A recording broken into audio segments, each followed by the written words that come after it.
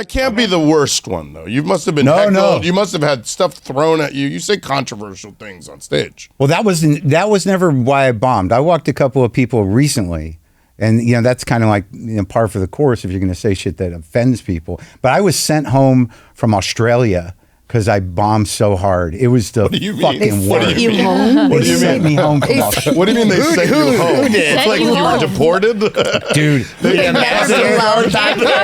Sorry, man. They sent me home, and I was relieved. Wait, why were you saying? What do you mean? What was the thing? Well, I was coming out. It was like after I left New York in like the late 80s, I moved to San Francisco. And some guy had seen me at the old Improv in New York and booked me for a headlining run in Australia, which was like 3 weeks plus a week of previews for a month to headline. I had a half hour at best. And I took the fucking gig knowing like when you take a gig because you're offered it and then you have enough time to sit there and go like, I can't fucking do this. There's no way. Yeah. I know exactly that's every gig. That's like. It's the worst. Every gig I've ever had for 22 years. It's the worst. So I'm flying 22 hours to Australia. What year? It was like 80, I guess it would have been. Again. No, this is later. It was like 91 or 92. Okay. Well, until we know for sure, we can't move on with this. Well, someone Google it. You got 9 people here. So, so I fly to Australia. Life of the party. Yeah.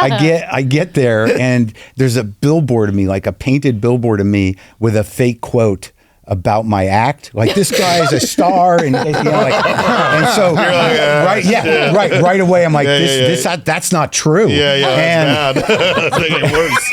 I got 30 minutes of jokes, and that's it. And I knew I was going to have to stretch, but I thought I could handle it. And I don't even like being away. Like I was freaking out on all levels. Didn't have the confidence, didn't have the act, do not like to travel, not for 3 weeks. They put me up in this little condo place.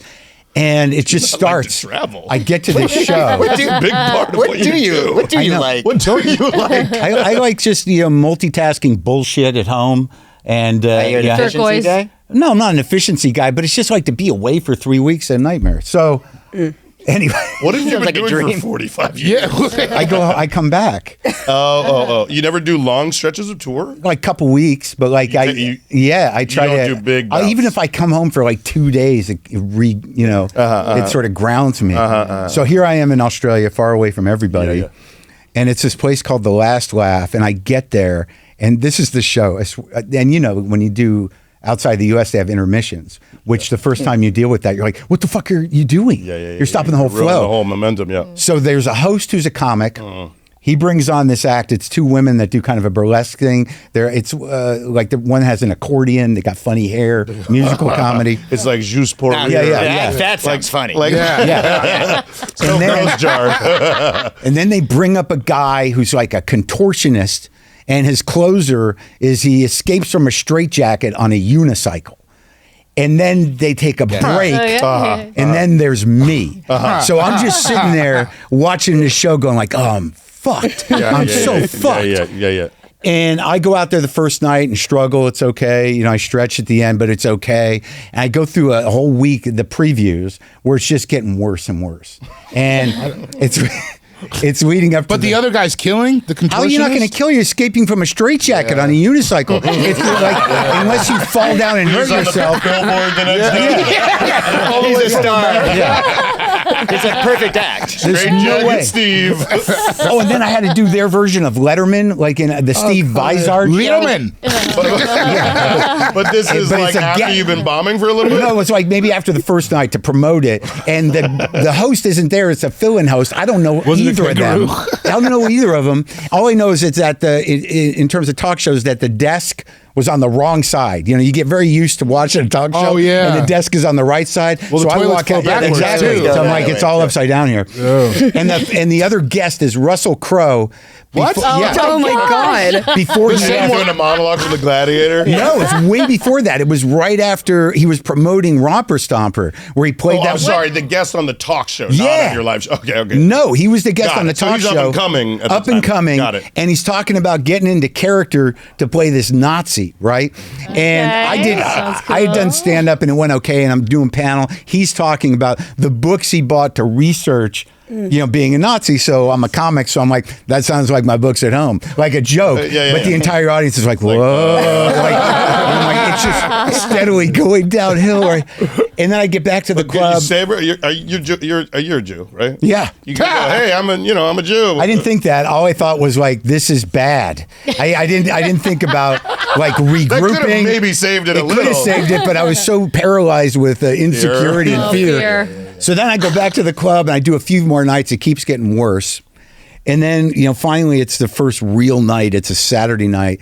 Place is packed. It's like 400 people. You know, the clowns go on, and then the straitjacket guy. The artists. Then there's Clown Americans. And then there's the break. And I go out there, dude, and I don't like, you know, there's a couple kinds of bombing. There, you know, as you get older, you bomb and you realize it's part of the job and you just fight through. But the other type of bombing is where you fall into yourself and you have no power to change the situation. So I get out there and I'm the headliner and I'm smoking. You could smoke then. And some guy yells, you know, where'd you get that jacket? And it was an American dude. And I was so fucked up. I was so fucked up in my head, confidence-wise, that it just shut me down. And the jacket. What was it was okay. It was okay. It was a nice vintage jacket.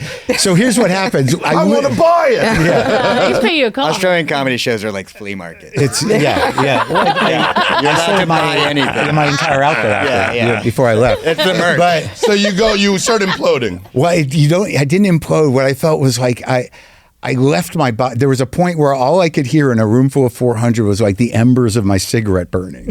You know, like it's like, oh yeah. And it's not just a silence. There's like a suction to it.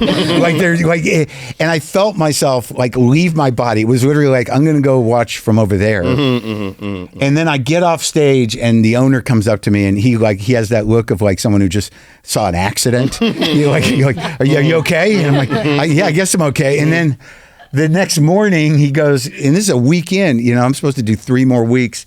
And he goes, I don't think this is working out.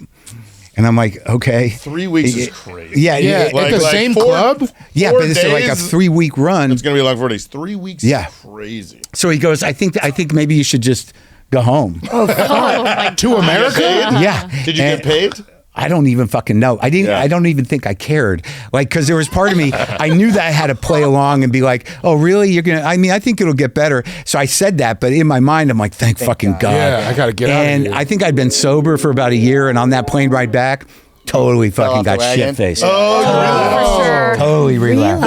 What was your drug of choice? Just vodka Alcohol, the whole Coke? way. Yeah, no, I couldn't get Coke from the stewardess. So But what was it when you were not sober? What was your when you were a good time? When you were fun? Coke, booze, weed stuff. But booze, weed stuff. Yeah, and then I just drank the whole way home, and that's the story. It was not a. Do you think you'll have a psychedelic experience before you die? I've had them. I think I'm having one now. Bombing with Eric Andre.